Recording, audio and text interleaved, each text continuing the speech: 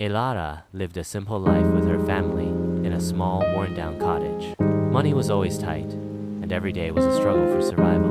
Her parents, though loving, often argued about finances. Elara, despite the hardships, was a bright and cheerful child, always finding joy in small things. One day, a lottery ticket her father bought on a whim changed everything. They won a fortune. The old cottage was replaced by a grand mansion, and their lives transformed overnight. However, with their newfound wealth, Elara's parents changed.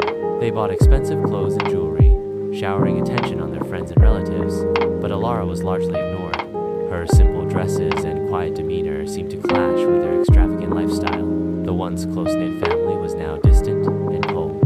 Her parents' lavish parties and endless shopping sprees left her feeling isolated and alone in her own home. The mansion, once a symbol of hope, now felt like a gilded cage. One evening, after being scolded for accidentally spilling juice on her mother's new silk dress, Elara made a decision. She packed a small bag with a few of her belongings, mostly worn-out books, and a faded photograph of her family from happier times.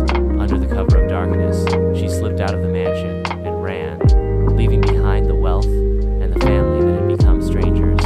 She didn't know where she was going, but she knew she needed to escape the emptiness that had filled her life. She walked for miles, the city lights blurring into streaks as she ventured further and further from her former life. In her heart, she carried a mix of sadness and relief. Sadness for the family she had lost, but also relief at escaping the suffocating weight of their newfound wealth. She found refuge in a small park, sitting on a bench, watching the stars. The vastness of the night sky mirrored the vast uncertainty of her future, but with it came a sense of freedom. She was alone,